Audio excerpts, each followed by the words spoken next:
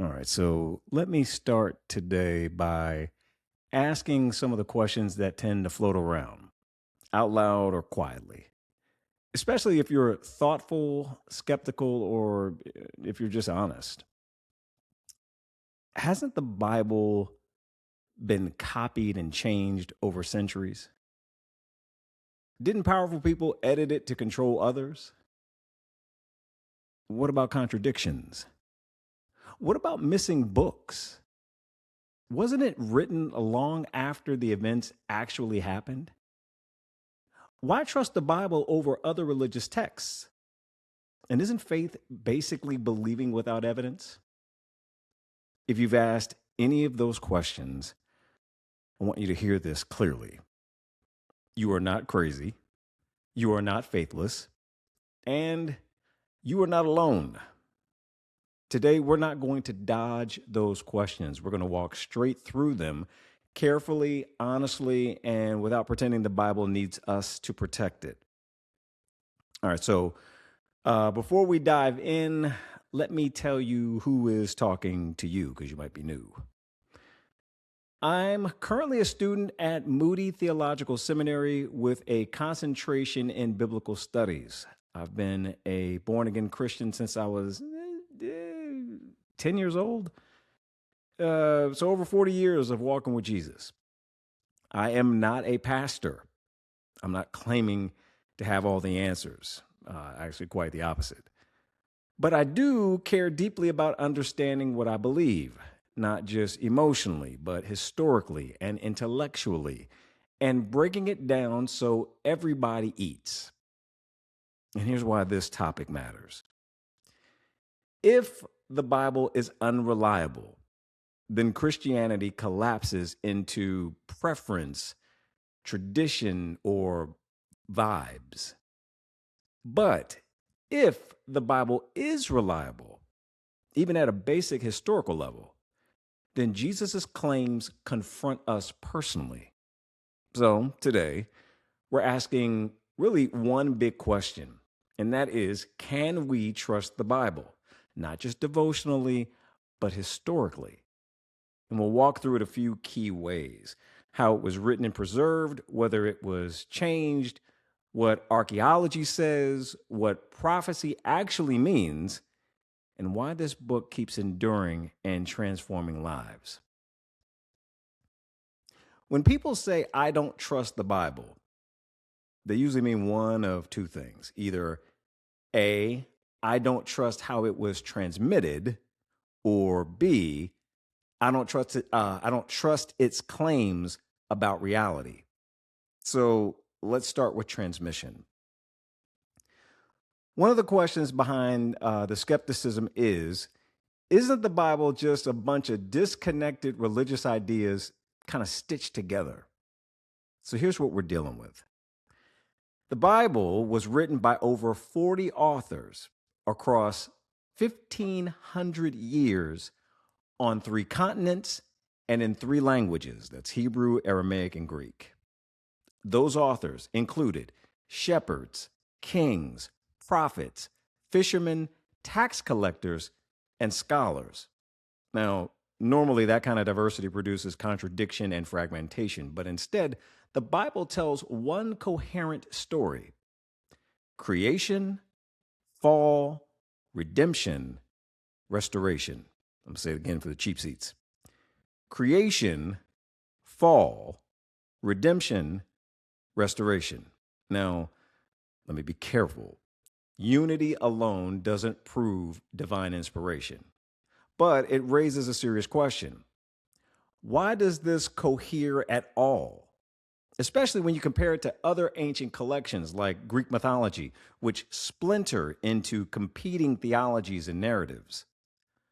So already the idea that this is just a sloppy human invention doesn't quite fit the data. But let's keep going. This is probably the most common objection. How do we know the Bible hasn't been changed over time?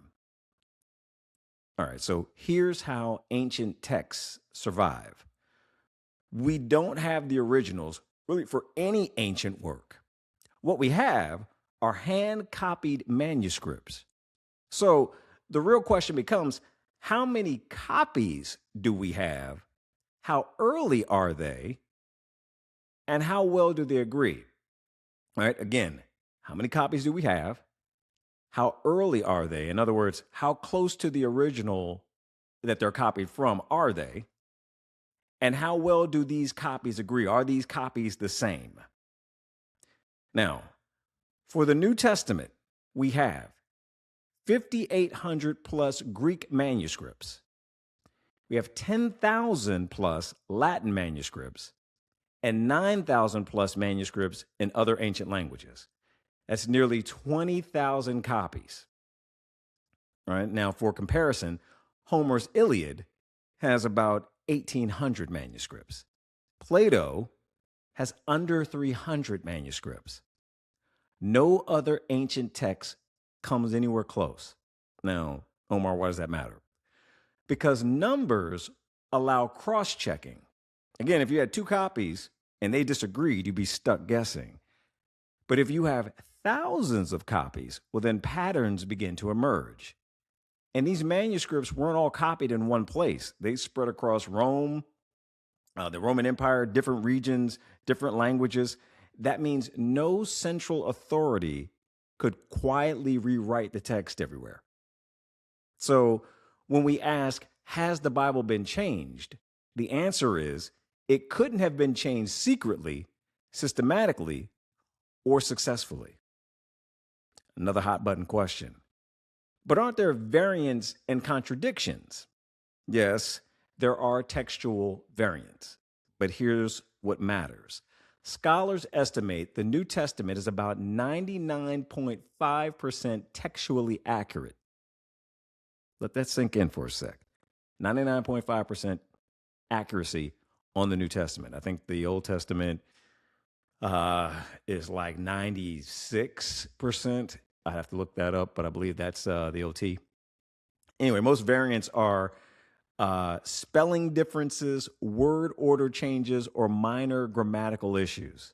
No core Christian doctrine depends on a disputed text. For the Old Testament, the Dead Sea Scrolls, gave us remarkable confirmation. Right? So when the Isaiah scroll, for example, dated around 125 BC, was compared to copies from AD 1000, the text was virtually unchanged in substance. So when people say the Bible has changed or the Bible has been changed, what they usually mean is, I heard that once, not I've looked at the evidence. Textual criticism doesn't weaken scripture. It's how we measure how well it's been preserved. All right, so let's get into archaeology. All right, because another question is the Bible just religious myth? All right. Archaeology can't prove theology, but it can confirm history. And over again, archaeology has done exactly that. The Pool of Bethesda in John 5, once doubted, excavated with 5 porticos, just as it is described. The Pilate inscription, this confirms that Pontius Pilate was in fact the prefect of Judea. The Hittite civilization, once dismissed as fictional, is now well documented.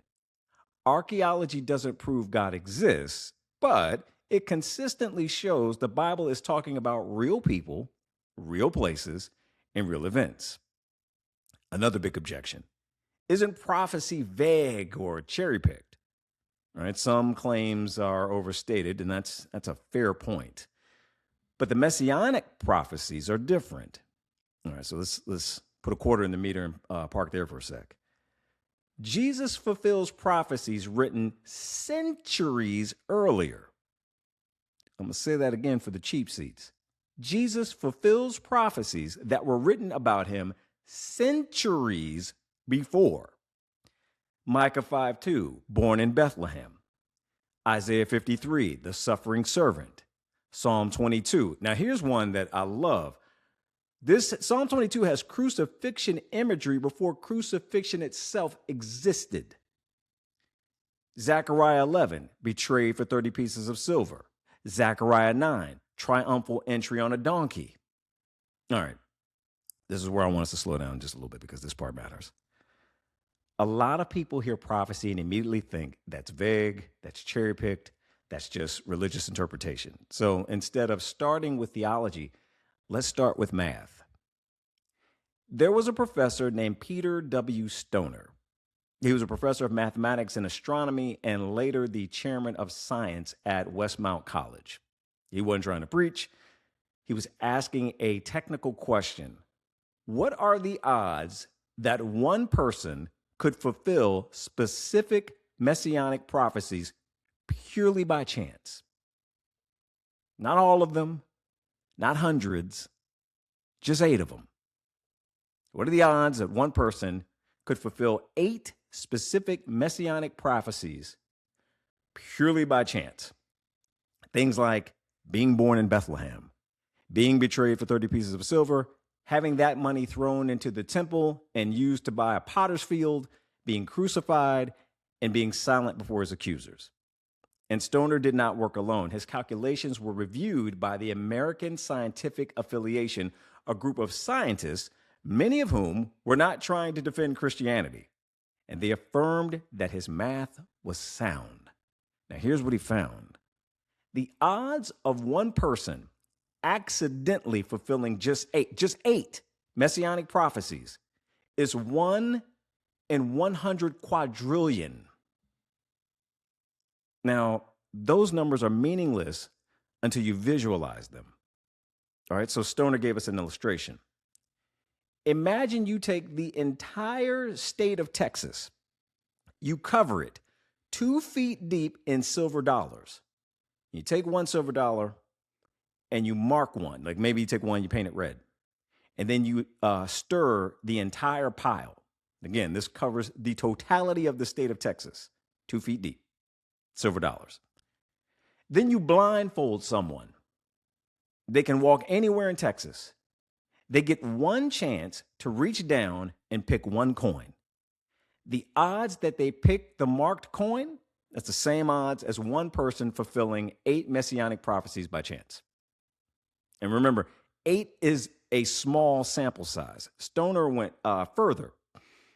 If you take 48 prophecies, the odds jump to 1 in 10. It's a number I can't even say, 10 to the 157th power. That's not a number my brain can even hold. At that point, Stoner said it would be like finding one specific electron in an unimaginably vast universe of electrons. Now, hear me clearly on this. This does not prove Christianity the way a math equation proves gravity. But it obviously destroys the idea that Jesus just happened to fit the story. What we're dealing with is not random coincidence, it's convergence. Independent texts written centuries apart by different authors, all pointing towards the same figure. At some point, chance stops being a serious explanation. So when people say prophecy is vague or accidental, the real question becomes, at what point does coincidence stop being intellectually responsible? Which leads me to something very cool, but it can be abused if it's overstated. In the Old Testament, God reveals himself by covenant name, YHWH. Now in Hebrew, that's 4 consonants. The Y is Yod, the H is Hey, the W is Vav, sometimes Wav, and then H again for Hey. So you say it out loud and it's Yod, Hey, Vav, Hey. Now keep in mind, I'm pronouncing the letters, not the divine name itself. Why? Because Yahweh, YHWH, itself was not traditionally spoken aloud in ancient Judaism. Out of reverence, the Jews would say Adonai or Hashem. Adonai means Lord, Hashem means the name. So scholars don't claim to know the original vocalization with any real certainty. And you heard me say Yahweh, you said, well, what about that? Well, you'll often hear Yahweh, and that's widely accepted by scholars as the most likely ancient pronunciation. What matters even more than how it's pronounced is how often it appears. This covenant name shows up over 6,800 times in the Hebrew scriptures. And it's not a title. It's not a generic word for God. It's God's personal covenantal name. The moment this name is revealed is critical, right? Exodus 3, when Moses asks God, who should I say sent me? God responds, I am who I am. Thus you shall say to the children of Israel, I am has sent me to you. The phrase is tied directly to YHWH. It communicates existence, faithfulness, and self-sufficiency. God is not contingent. God is not created. God simply is. This is why later in Jewish tradition, the name became so holy, it was rarely spoken aloud. Now, here's where the pictographs come in. And this is where we need to be careful. Early forms of Hebrew writing, often called Paleo-Hebrew, were influenced by pictograph scripts. Letters originally carried symbolic imagery. So, for example, we said Yod He Vav He. The Y originally conveyed the idea of a hand or an arm. H was meant behold or look or reveal. The W meant nail or hook or peg, and the H again means behold. So when Christian apologists look back at the ancient pictograph forms of Yahweh, they sometimes note that the letter images can be poetically rendered as behold the hand, behold the nail. Now pause, because if you're like me, your mind is kind of blown by that. But let's chill, all right? This is not what ancient Israelites consciously meant when they wrote the name Yahweh, YHWH. They understood it as God's covenant name tied to I am. So while it is very, very dope to have, hand and nail, pointing to Christ, even in his covenant name, it is not linguistic proof. It is not hidden code. When we look back through the lens of Christ, especially in light of passages like Zechariah 12:10, they will look on me whom they have pierced, or Psalm 22:16, they pierced my hands and my feet. The imagery becomes very striking. It's really just one more way, though, that the Bible, across centuries, genres, and languages, seems to point forward to the same reality. And here's why that matters apologetically. The Bible doesn't just claim that Jesus fits prophecy. It claims that Jesus shares the identity of Yahweh. That's why Jesus says in John 8:58, before Abraham was, I am. That's why Paul says in Philippians 2 that every knee will bow and every tongue confess, language that was originally reserved for Yahweh. So even the covenant name of God, when viewed through the full arc of Scripture, points us toward Jesus Christ. Now, given some of y'all, this is like handing a credit card to a college student. So let me make sure that we all, drink responsibly here. This is not something we build our entire case on. It is not a mic drop argument. It's a reflection, not a foundation. But when you put it next to fulfilled prophecy, manuscript reliability, archaeological confirmation, thematic unity, it becomes one more thread in a very large tapestry. And that tapestry consistently points in one direction. Another question: why has this book lasted? Right? The Bible survived bans, burnings, and empires. It has been translated into 3,500 plus languages with billions of copies distributed. In fact, the YouVersion Bible app alone has over 500 million downloads.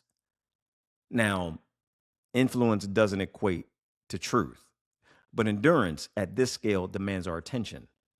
And beyond influence, there's transformation. Across cultures and centuries, people testify to freedom, renewal, and moral change. Jesus invited this kind of test. If anyone's will is to do God's will, he will know. That's John 7:17. That is not blind faith. That is an invitation to practice and see. So we're going to end where we started. Can we trust the Bible? So let's take a look at what we've seen. Unity across diversity, manuscript evidence unmatched in antiquity, transmission accuracy verified, archaeology confirming historical claims, prophecy converging on Jesus, and endurance and transformation across history. This doesn't force belief, but it does mean this. The Bible is reliable enough, but it does mean this. The Bible is reliable enough to deserve a real hearing. You don't have to shut your brain off to follow Jesus. And the same scriptures that have been preserved, tested, and trusted across centuries are still inviting us not just to read them, but to actually respond. My name is Omar K. Mills. This is the Omar K. Mills Show. Thank you so much for hanging out with me.